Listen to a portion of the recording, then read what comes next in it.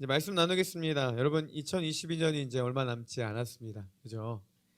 우리 2에서 3으로 바뀌는 우리 자매들을 축복합니다. 은희 씨 축복해. 정신없이 2022년을 달려온 것 같습니다. 말씀을 준비하면서 좀 한 해를 돌아보는 그런 시간이 되었습니다. 그러면서 사역을 좀 많이 돌아봤어요. 2022년 어떤 거에 그렇게 목을 매며 사역을 했나 이렇게 돌아보니까 한 가지였던 것 같습니다. 우리 청년부 사역에 어떤 거를 추구했는지 단 한 가지였습니다. 뭐냐면 우리 청년들이 하나님을 깊이 만나는 것, 이거 하나였던 것 같아요. 이걸 위해서 함께 새벽마다 우리 2번에 한 달씩 특별 새벽 예배도 진행했고 1시간씩 같이 기도도 했습니다. 예배를 위해 기도회를 하는 목적도 하나입니다. 예배를 통해 하나님을 깊이 만나는 것. 우리 겨울 수련회 때도 강사 목사님이 이런 얘기를 하셨어요. 취소하려고 연락이 와야 되는데 이 교회가 연락이 안 왔대요. 우리 그때 코로나로 굉장히 많이 어려움을 겪는 시기였는데 그래도 하나님의 은혜로 우리 수련회도 겨울 수련회 잘 진행했고 여름에 그 빡센 일정도 수련회를 잘 진행하면서 온 이유도 하나였습니다. 우리 청년들이 하나님을 만나는 것. 여러분 어떻게 사역 성공했나요? 물론 평가는 하나님이 하시는 거지만 우리 청년들 마음 가운데 그런 하나님을 만난 고백이 있는 2022년 이 한 해가 되었으면 하는 마음이 있습니다. 제 사역의 가장 큰 목적은 진짜 하나입니다. 우리 청년들이 하나님 깊이 만나는 것, 하나님을 깊이 만나고 깊이 사랑하는 우리 플랜트 청년부가 되기를 주님의 이름으로 축복합니다. 오늘 말씀에 보면요, 잠시만요. 하나님을 만난 그 한 사람이 계속 나옵니다. 이 사도 바울이죠. 오늘 말씀에 사울로 표현을 하고 있습니다. 이 사울이 예수님을 만난 두 가지의 모습에 대해서 나누려고 합니다. 첫 번째는 여러분 예수님을 만나면요 신앙이 변합니다. 사울은 큰 신학적 그리고 신앙적 오류를 가지고 있는 사람이에요. 그러니까 성경에 대한 지식도 그리고 신앙의 자세도 오류를 가지고 있는 사람이었습니다. 여러분 신명기 21장 23절에 보면요 하반절에 보면 이렇게 기록되어 있습니다. 그 색깔 있는 데만 보면요 나무에 달린 자는 하나님께 저주를 받았음이니라 이렇게 기록되어 있어요. 여러분 예수님이 어디에 달려 돌아가셨죠? 십자가. 다시 말하면 나무에 매달린 자마다 누구의 저주를 받는다고요? 하나님의 저주를. 그러니까 사도 바울은 어떻게 해석을 했냐면 예수님은 하나님의 저주를 받아 십자가에 달려 죽으셨다 이렇게 생각을 했습니다. 그런데 그의 그런 신앙적인 오류가 다메섹 도상, 그러니까 다메섹을 가는 길에서 예수 그리스도를 만남으로 변화가 이루어지기 시작합니다.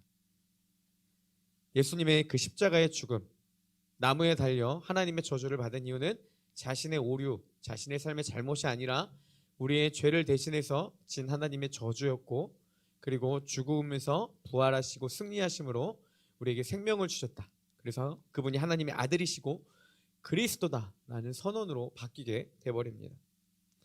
이런 모습을 보면 유대인들은 굉장히 당황하죠. 22절에 보니까 사울은 힘을 더 얻어 예수를 그리스도라 증언하여 다메섹에 사는 유대인들을 당혹하게 하니라. 그러니까 여러분 이 사도 바울이 하나님을 다메섹 도상에 가는 길 가운데 만나고 다메섹에서 제자들과 이야기를 한 후에 즉시 어떻게 하냐면 예수님을 전하기 시작합니다. 내가 잘못됐다. 예수님이 그리스도고 하나님의 아들이시다 막 선언을 합니다. 그러니까 이 유대인들은 이상한 거예요. 분명히 사도 바울은 다메섹에 온 이유가 뭐냐면 그리스도인들을 핍박하기 위해서. 그러니까 대제사장들에게 끌고 가기 위해서 왔더니 예수 그리스도를 믿는 자들을 핍박하는 게 아니라 오히려 그분을 전하고 있으니까 이 사람들이 적지 않게 당황을 한 것입니다. 그리고 후에는 이 사도 바울을 죽이기로 결심하는 게 유대인들의 모습입니다. 여러분 이 사도 바울, 그러니까 사울도요 유대인 중에 유대인이다 자기를 이렇게 표현합니다. 그리고 능통한 자였어요. 그래서 자기가 가진 신학의 결론으로 내렸던 게 뭐냐면 예수 믿는 자들을 핍박하는 것, 그것이 하나님의 말씀을 따르는 거고 신성 모독자들이다 이렇게 평가를 했는데 유대인들도 똑같이 평가했습니다. 그런데 어떻게 이런 다른 결론이 나타났냐? 그 이유는 단 하나입니다. 사도 바울은 하나님을 만났고 유대인들은 그 예수 그리스도를 아직 만나지 못했다. 이것이 큰 신학적 차이를 가지고 왔다라는 겁니다.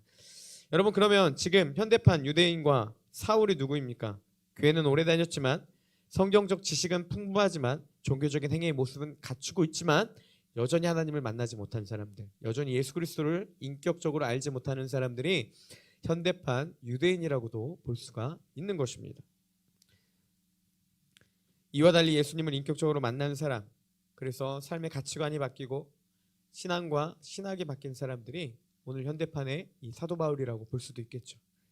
여러분, 우리는 어떤 모습을 하고 있는지 돌아보는 시간 됐으면 좋겠습니다. 내가 종교적인 행위는 있지만 여전히 아직도 예수 그리스도를 모르고 있지는 않은지, 아니면 정말 그 주님을 깊이 만나서 그분과 교제하며 이 복음의 의미를 깨닫고 살아가고 있는지 돌아보는 시간이 되기를 소망합니다. 요한복음 5장 39절에서요 예수님은 이렇게 말씀하십니다. 같이 한번 읽어볼까요? 자, 시작. 너희가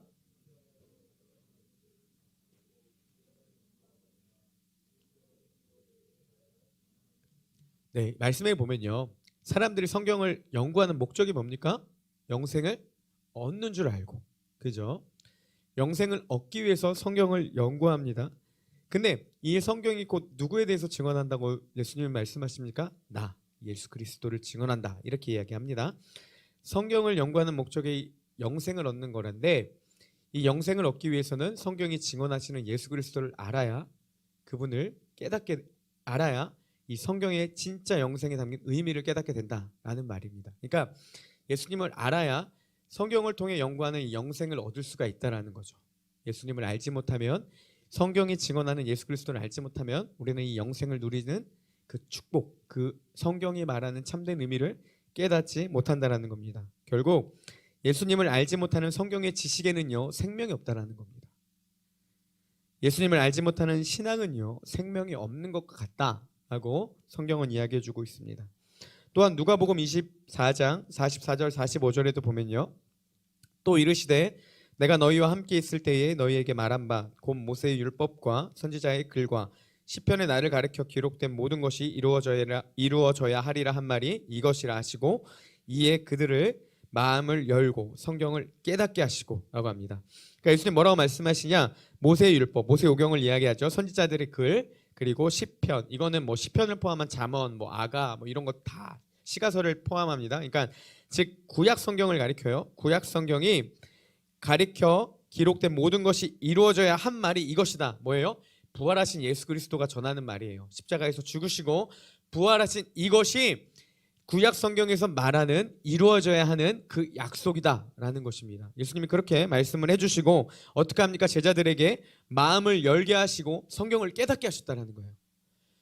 다시 말하면 무슨 말이냐?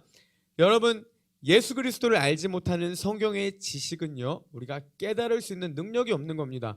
유대인들의 가장 큰 차이가 뭐였습니까? 성경을 잘 알고 있지만 진짜 그 의미는 몰랐어요. 왜? 예수님을 몰랐기 때문에.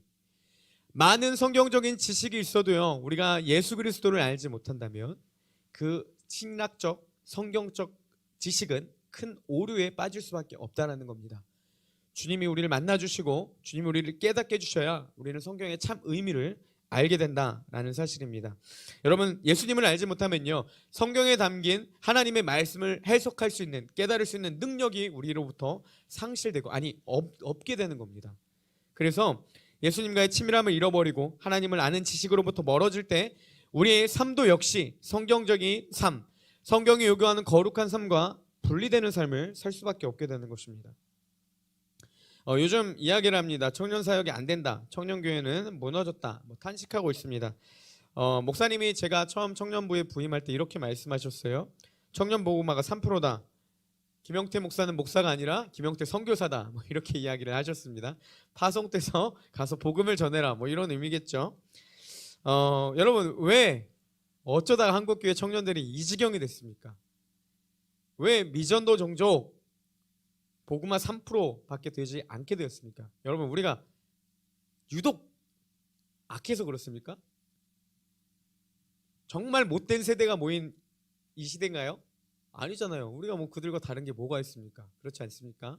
그러면 왜 이 지경이 됐냐는 겁니다. 저는 두 가지라 생각합니다. 하나는 예수 그리스도를 배우지 못했어요. 신앙적인 종교적인 행위는 가리켰는데 누구 하나 예수 그리스도를 전하지를 않았다는 겁니다. 두 번째, 우리가 예수님을 너무 몰라요. 이게 저는 이 시대의 타락이다라고 보고 있습니다. 비록 우리가 3%의 복음화율 가운데 살고 있는 청년의 시대지만 여러분, 예수 그리스도를 알게 될 때 우리는 그 모든 악에서 뛰어넘어 하나님의 놀라운 부흥과 은혜를 경험하게 될 것입니다. 우리 청년부 가운데요, 예수 그리스도가 나타나실 때, 주님을 만난 한 청년들이 일어날 때 우리는 그 모든 것들을 깨뜨리고 일어설 수 있는 힘과 능력이 주어진다라는 것입니다. 여러분, 예수님을 만나는 것, 예수님을 인격적으로 아는 것이요, 신앙의 시작입니다. 예배드리고 종교적인 생활을 한다고 신앙의 시작이 아니라 예수님을 만난 그때부터가 바로 우리 신앙의 시작이 되는 것입니다. 어려서부터 성경을 배웠고 알았다고 할지라도, 교회에 아무리 열심히 다니고 많은 봉사와 수고를 할지라도 내 안에 예수 그리스도가 없다면 그거는요, 심각한 문제가 내 안에 있다는 것들을 인식하셔야 된다는 것입니다. 이런 사람들이 교회를 핍박하고 그리스도인을 핍박합니다. 예수님이 없는 신앙은요, 큰 문제가 있음을 날마다 인식하고 우리의 삶을 돌아보길 소망합니다. 혹시라도 내가 그거를 잊은 채 유대인들과 같이 살고는 있지는 않았는지, 아니면 예수 그리스도의 복음으로 우리가 살아가고 있는지 우리의 삶을 돌아보며 그 주님을 더욱더 간절히 찾는 우리 플랜트 청년부가 되기를 주님의 이름으로 축복합니다. 두 번째로는요, 예수님을 만나면요, 성령 충만함을 받습니다. 성령 충만함, 제가 사도행전에서 계속 강조한 거죠. 이거는 무엇입니까? 결국 예수 그리스도의 증인됨을 나타내고 있습니다. 그러니까 성령 충만함을 통해 하나님의 권능으로 우리는 예수 그리스도의 증인됨이 나타나는 게 되는 것입니다. 결국 우리가 예수님을 만나게 되면요, 성령 충만함을 받고 예수님의 증인된 삶으로 변화되는 삶을 살게 된다는 겁니다. 사도 바울도 성령 충만함을 받고요, 다메섹에 있는 그 제자들과 교제를 합니다. 그리고 이 이후에 한 행동이 뭐냐면 즉시 나아가서 예수님은 하나님의 아들이시다, 예수님은 그리스도다라고 선언을 하게 됩니다.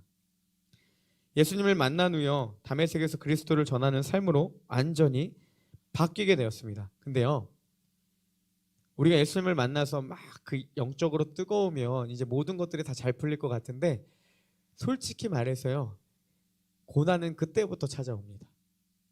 여러분, 예수님을 믿을 때요, 더욱더 큰 고난이 우리 가운데 찾아오게 된다는 것들을 인식하셔야 돼요. 사도 바울도 그랬습니다. 그에게 예수님을 만나 즉시 전하는 이유로 오늘 말씀에도 보면 두 가지 고난이 찾아오는 걸 볼 수가 있습니다. 먼저 21절입니다. 같이 한번 읽어볼까요? 자, 시작. 듣는 사람이 다 놀라 말하되 이 사람이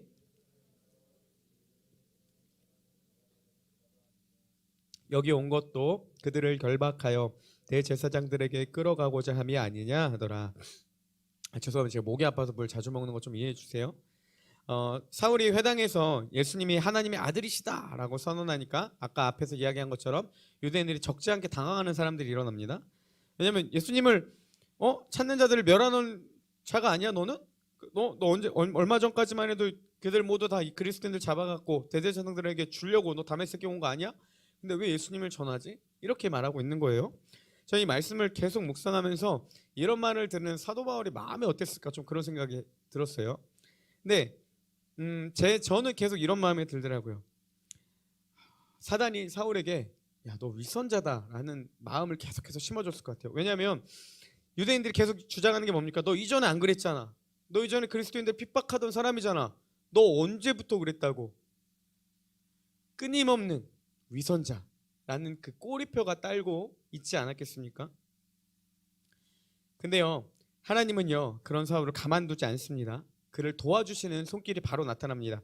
22절까지 그렇게 하니까 21절까지 그런 일들이 유대인들이 그렇게 당황해 하니까 22절에 보니까 어떻게 돼 있냐면요, 사울은 힘을 더 얻어 예수를 그리스도라 증언했다는 겁니다. 그러니까 전하고 있는데 유대인들이 그런 반응을 보이니까 하나님이 그에게 주었던 건 뭡니까? 힘을 더 주셨다라는 거예요. 그러니까 더 담대하게 예수님은 그리스도라고 전했다라는 겁니다. 위축됐겠죠. 흔들었겠죠. 고난이 왔겠죠. 그때 하나님이 어떻게 했습니까? 그에게 힘을 줬다라는 거예요. 그러자 더욱 담대하게 예수님은 그리스도다라고 선언했다라는 겁니다. 그 이후에 또 위기가 찾아옵니다. 두 번째 위기입니다. 23절입니다. 같이 한번 읽어봅시다. 시작. 여러 날이 지남에 유대인들이 사울을 죽이기를 공모하더니 이제는 또 어떤 위기가 왔습니까? 죽음이 자신의 문 앞에 찾아오게 된 겁니다. 유대인들이 이들을 다 죽이려고 했습니다. 24절에도 보니까요. 그 계교가 사울에게 알려지니라. 그들이 그를 죽이려고 밤낮으로 성문을 지키거늘. 여러분, 혈안이 돼서요. 이제는 사울을 죽이기로 결정합니다. 밤낮으로 성문까지 지키면서 사울을 찾기에 힘썼다라는 거예요. 유대인들이. 왜요? 그를 죽이기 위해. 믿음 생활 시작한 지 얼마 되지도 않았는데 이제 예수님이 말씀하시지 아나니아를 통해서 얘는 유대인들과 임금들과 이방인들에게 나의 복음을 전할 자라고 말씀하셨는데 이제 딱 두 마디 했는데 이제 회당에 다니면서 이제서야 하나님의 아들이라고 선언했는데 다메섹밖에 안 왔는데 결국 죽음을 맞이하게 되니까 사도 바울이 얼마나 마음이 힘들었겠습니까? 그런 사울에게 하나님 또 놀랍게 역사하십니다. 바로 다음 절입니다. 그의 제자들이 밤에 사울을 광주리에 담아 성벽에 달아 내리니라. 하나님은요 사울에게 제자들을 붙여주셨고 광주리에 담아 성벽에 내리는 방법을 알려주셔서 그가 무수히 탈출할 수 있도록 모든 것들을 마련해 주셨다라는 것입니다. 어제 연수자매가 이런 얘기를 하더라고요. 여러분 그런 말씀 있잖아요. 하나님이 감당하지 못할 시험 당함을 우리에게 허락하지 않으신다. 이 말씀 아시죠? 요즘에 이렇게 이야기를 한다 합니다. 하나님 감당할 시험도 허락하지 마세요. 이렇게 기도를 한다고 합니다. 그 내면에 느껴지시죠? 하나님 그래도 싫어요. 감당할 수 있는 시험도 싫어요. 솔직히 이게 우리의 심정 아닙니까? 여러분 감당하지 못할 시험 당함을 허락하지 않아 주세요라고 기도하는 게 우리의 마음입니까? 아니죠. 하나님 감당할 수 있는 시험도 싫어요. 이게 솔직한 우리의 심정이잖아요. 그 누구도요 믿음을 살아가는데 고난은 좋아하지 않습니다. 그렇지만 제가 앞에 서론에서도 이야기를 했죠. 믿음의 길을 걸어가는 자들에게는 더욱더 큰 고난이 우리 가운데 온다라는 겁니다.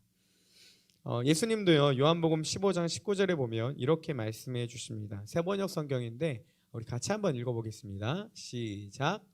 너희가 세상에 속하여 있으면 세상이 너희를 자기 것으로 여겨 사랑할 것이다. 그러나 너희는 세상에 속하지 않았고 오히려 내가 너희를 세상에서 가려 뽑아냈으므로 세상이 너희를 미워하는 것이다. 네, 두 가지를 이야기합니다. 세상에 속한 자들은 세상도 자기에게 속했기 때문에 사랑할 것이래요. 그렇지만 세상에서 내가 택한 자들, 뽑아낸 자들은요 세상이 그들을 미워한다라는 겁니다. 이 땅을 살아가는 그리스도인들에게 미움을 받는 것은 당연한 일이라는 거예요. 세상이 우리를 고난 가운데 이끄는 것은 지극히 당연한 반응이다라는 겁니다.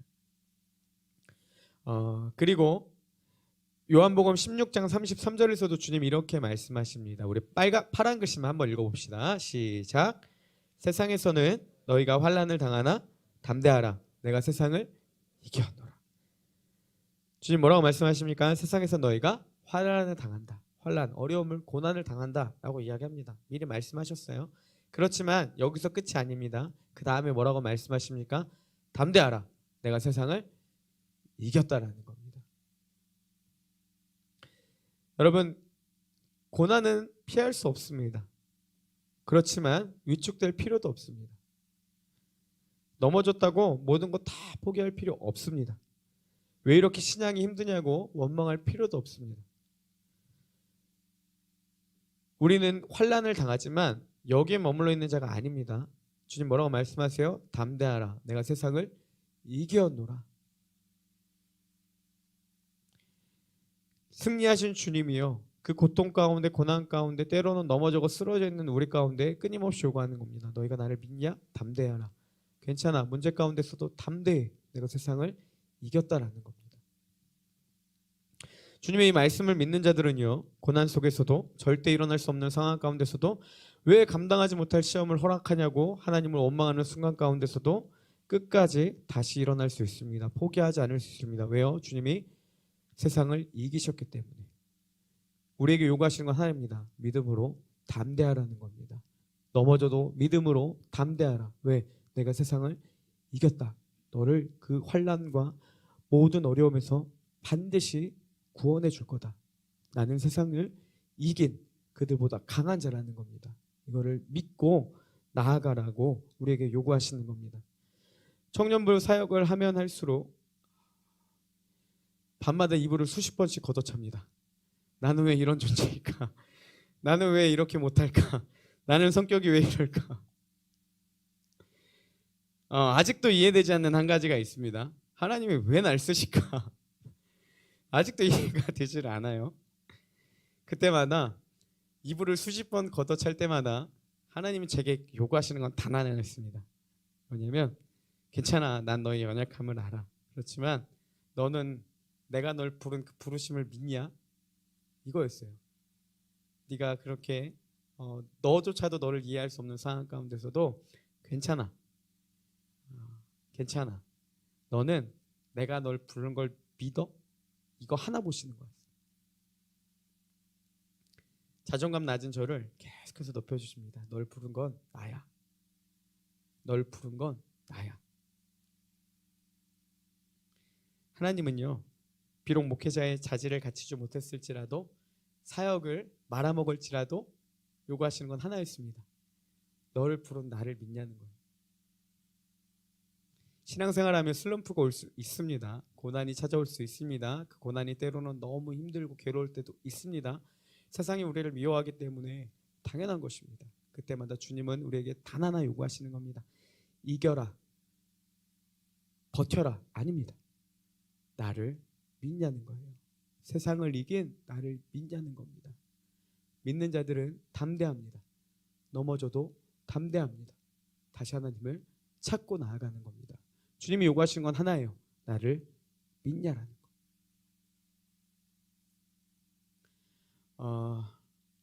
로마서 8장이에요. 로마서 1장부터 8장까지 끊임없이 복음에 대해서 설명을 하고 있습니다. 지난번에도 한번 나눴던 이야기인데요. 죄와 예수 그리스도를 통한 구원을 설명하면서요, 복음을 이렇게 마무리하고 있습니다. 예수 그리스도의 복음은 무엇이냐? 세상을 살아가는 너희들에게 이 복음은 무엇이냐? 이렇게 정리합니다. 저번에도 한번 읽었던 말씀인데 한 번 더 같이 선언하며 읽었으면 좋겠습니다. 우리 8장 35절부터 39절까지 조금 길지만 우리 같이 한 목소리로 읽도록 하겠습니다. 같이 읽겠습니다. 누가 우리를 그리스도의 사랑에서 끊으리요? 환난이나 공고나 박해나 기근이나 적신이나 위험이나 칼이랴. 기록된 바 우리가 종일 주를 위하여 죽음을 당하게 되며 도살당할 양같이 여김을 받았나이다 함과 같으니라. 그러나 이 모든 일에 우리를 사랑하시는 이로 말미암아 우리가 넉넉히 이기느니라. 내가 확신하노니 사망이나 생명이나 천사들이나 권세자들이나 현재일이나 장래일이나 능력이나 높음이나 깊음이나 다른 어떤 피조물이라도 우리를 우리 주 그리스도 예수 안에 있는 하나님의 사랑에서 끊을 수 없느니라. 아멘. 여러분, 적나라한 표현 아닙니까? 기록된 바 우리가 종일 주를 위하여 죽음을 당하게 되며 도살당할 양같이 여김을 받았나이다 함과 같으니라. 세상에서 그리스도인이 믿는다는 이유 하나로 더 많은 핍박을 받는다는 거예요. 근데 주님 뭐라고 말씀하십니까? 누가 우리를 그리스도의 사랑에서 끊겠냐는 겁니다. 장담하건대 이 모든 일에 우리를 사랑하시는 이로 말미암아 우리가 넉넉히 이길 것이라는 겁니다. 그 어떤 피조물도 그 어떤 세력도 그리스도의 사랑에서 우리를 끊을 수 없다라는 겁니다. 주님 3번이나 말씀하세요. 누가 우리를 그리스도의 사랑에서 끊으리요? 우리를 사랑하시는 이로 말미암아 우리가 넉넉히 이긴다. 다른 어떤 피조물이라도 우리를 예수 안에 있는 하나님의 사랑에서 끊을 수 없다라는 겁니다. 이게 복음이에요. 이게 예수 그리스도입니다. 주님은요, 넘어지고 고난받고 실패하고 힘들지만 반드시 우리에게 보장하셨어요. 나의 사랑에서 그 누구도 끊을 수 없고 내가 너희를 반드시 붙들 것이라는 겁니다. 믿음을 가진 자는 담대합니다. 그 안에서도 정죄감에 얽매이지 않고 하나님을 바라보며 나아가는 겁니다. 내가 잘해서가 아니라, 내가 남들보다 깨끗해서가 아니라 예수님이 하셨기 때문에 그 말씀 믿고 나아가는 겁니다. 똑같은 죄를 범해도요, 한 사람은 자기의 범한 죄 때문에 좌절하고 낙심하고 맨날 죄책감에 힘들어하지만 예수 그리스도의 복음을 믿는 자들은요, 그 안에서도 담대하게 나아갈 수 있습니다. 왜요? 주님이 우리 가운데 행하셨기 때문에. 이게 복음이고 이게 예수 그리스도라는 것입니다. 여러분, 믿음으로 반응하시기를 축복합니다. 하나님이 나를 선한 길로 인도해 주실 거라는 것, 이 복음의 능력이 나를 그 많은 고난과 어려움과 때로는 믿음을 내려놓고 싶은 순간 가운데서도 끝까지 우리를 붙드시는 손길이라는 것들을 신뢰하고 믿음으로 주님만 바라보시길 원합니다. 그럼 하나님이 반드시 우리를 도우시고 그 모든 선한 길로 그리고 우리의 귀한 구원의 길로 우리를 끝까지 인도해 주신다라는 것입니다. 문제와 위기 앞에요 두려워하는 자리에 있는 것이 아니라 담대하라 내가 세상을 이겨노라 나의 사랑에서 끊을 수 없다 이 말씀 붙잡고 그 자리에서 다시 일어나 주님을 바라보는 우리 청년부 되시기를 축복합니다. 여기서 끝내려고 했는데요. 한 가지만 꼭 나누고 싶어서 좀 더 준비했습니다. 이런 말 하면 더 힘들죠. 그래도 할 겁니다. 여러분 그러면 결론 우리가 어떻게 예수님을 만날 수 있냐는 거예요. 저는 믿습니다. 예수님을 만나는 가장 귀한 통로 중에 하나가 바로 예배입니다. 이번 주에 청년 사역에 관한 책을 읽다가 한 문장, 이게 이 몇 마디 문장이 굉장히 마음에 다가왔습니다. 이런 내용이 있었습니다. 예배는 반드시 변화를 수반한다. 예배를 통해 하나님을 경험한 인생은 놀라운 변화가 일어난다. 여기입니다. 나는 단 한 번의 예배를 통해 사람이 바뀐다는 믿음을 가지고 있다. 제가 같이 함께 사역했던 목사님이 쓰신 책인데 너무 감동이 됐습니다. 여러분 나는 단 한 번의 예배를 통해 사람이 바뀐다는 믿음을 가지고 있다. 저도 정말 믿습니다. 단 한 번의 예배를 통해 사람을 바꾸게 하실 그 하나님, 주님이 이곳 가운데 임하실 때 우리를 변화시키실 그 하나님, 그거는 예배를 통해 하나님이 이루신다라는 겁니다. 여러분 그렇게 생각하면요 절대 가볍게 드릴 예배가 아닙니다. 이 주일이요 매주 왔다 가는 쳇바퀴 도는 것처럼 드려서는 안 된다라는 거예요. 단 한 번에 드려지는 예배가 사람을 바꿀 수 있는 능력인데 우리는 그 능력을 너무나도 가볍게 여기고 너무나도 하찮게 여기고 그렇게 신앙생활하고 있다면 심각한 문제라는 겁니다. 예배는요 한 사람을 바꿀 수 있는 능력이 있습니다.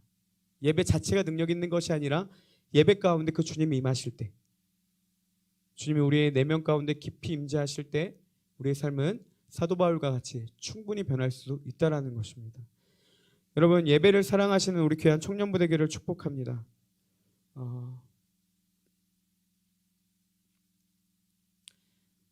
우리 청년부 다른 건 몰라도요 이 소리 한번 꼭 들었으면 좋겠습니다. 우리 청년부 예배 너무 좋다라는 거. 우리 청년부 예배 너무 좋다라는 거. 우리 맛집 있으면 소개해주고 싶은 것처럼 우리 청년부 예배가 여러분들의 자랑이 되기를 원하고 이곳 가운데 주님이 깊이 임재하시는 예배가 되기를 원합니다. 단 한 번에 잘 드린 예배가 충분히 사람을 바꿀 수 있습니다.